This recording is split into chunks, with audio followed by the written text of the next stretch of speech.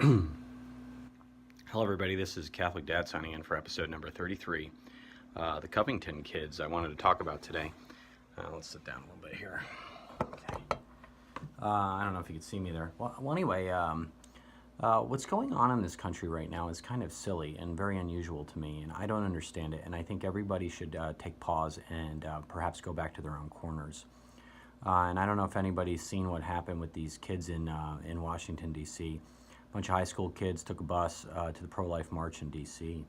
And when they're waiting around for their bus, a couple political activists came up to them and started swearing at them, cursing at them, calling them all sorts of racial epithets.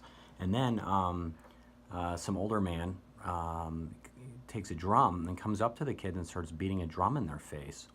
Now, I don't know about you, but this is Catholic Dad talking. You know, the father of some Catholic kids, but this is also my father's kid talking, who's the son of an NYPD officer. If you scream at somebody and yell in their face, that's actually an act of violence. I don't know if you know that, but it is. Because it shows that you're unpredictable and you don't know what you're going to do. It's actually a threatening position. Yelling and screaming is always threatening. If police officers are trained, if they're screaming and yelling, the people are out of control and they need to be restrained. The other thing is taking a drum and beating it in people's face.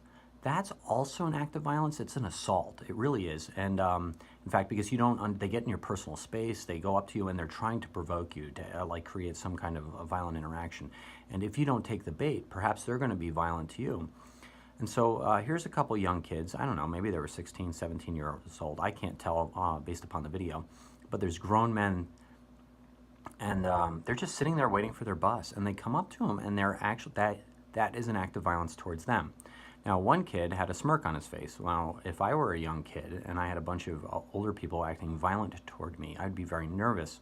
Well, he kind of held his ground and he kind of was just smirking, but I think it was a nervous smirk. I couldn't tell. But what happened was everybody in the media, the liberal media for that matter, they essentially said that he was the aggressor. He showed how racist and horrible he was toward this peaceful American Indian protester, and that he was the problem. Now, what's the problem with that? Because now it labels people based upon your very existence and how you look that you are a problem in society, and therefore you cannot exist peacefully with other people. These young kids were waiting for their bus. The videos that came out later showed it, and they were the victims of aggression. Yet, just because of his profile was he was a young white Catholic male with a Trump hat on, a MAGA hat.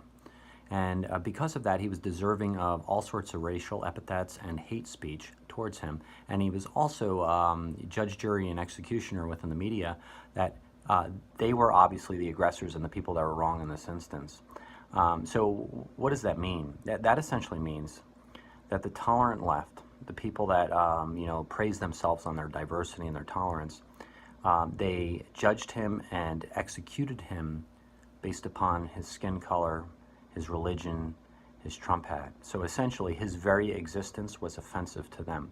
Now, I don't need to tell people how hypocritical that is, but when you're the one preaching tolerance, and yet you're crucifying people in the media based upon who they are, you are the intolerant person, right? That's very hypocritical.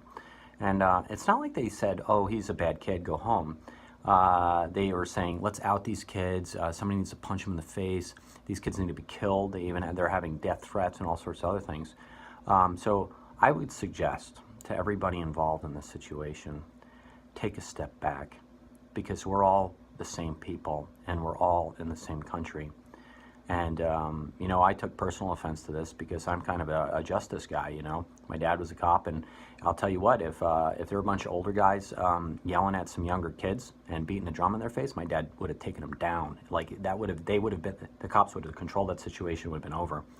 But because it's this new world of cell phone era, where you can almost create any narrative you want based upon what your political agenda is, this is what divides people. And I would just welcome, if anybody's watching this, kind of the liberal end of things. In this situation, what's coming out, I hate to judge situations until I see all the information, but it would appear as if the liberal end was entirely at fault here. They were the aggressors, they were the intolerant people, they were the hypocrites, and they've placed many people's lives at risk. And I'll tell you what, going home with death threats, you think that's easy for a 17-year-old kid to fall asleep when you have death threats on your head, or the kid's parents or mothers and whatever else? You guys really need to look in the mirror a little bit, because these are people's children. They could be my children one day. You know, my children could be in the same situation one day. Now I have a kid, he has a Trump hat. And somebody threw food at him in high school once because of his Trump hat. And he's like, oh, I don't care, no big deal. Well, yeah, no big deal until it's not food, right? Until it's a rock or it's, you know, something more harmful. So let's all have more tolerance towards other people and their positions. And let's accept each other who they are. Let's not hate people for who they are. You know, if you think about that, that's the definition of bigotry, right? Hating people for who they are. So let's not be bigots, particularly the left out there. You guys got to listen to yourself, because that one touched me a little bit. Because you take a young boy, almost an adult, not quite, and you take grown men who are doing acts of violence towards him, and you say he's the problem. That means you have a problem with narrative, and you see what you want to see. So tone it back, liberal left, because you're going to create fights that don't belong. And there you have it. And honestly, I hope that some kind of justice comes out of this, because frankly, I tell you what, if I saw some older man beating a drum in my kid's face because he was standing there, I'd be arrested, because I would take him down. That's not right. That guy did not he did not have the right to be doing that. And also, I tell you, the left's been doing this too. They've been going in restaurants and screaming people down that are in the public eye and public view until they leave the restaurants. That's an act of violence as well, and that's getting in personal space. It should be illegal. I know it's illegal, and these people need to be arrested, and they need to be sent to jail for that. You're not allowed to scream in people's faces for existing. You're just not. And so stop it. Tone it down. Everybody, let's be civilized and peaceful to each other. And this is Catholic Dad signing off. God bless, and have a nice day. Take care.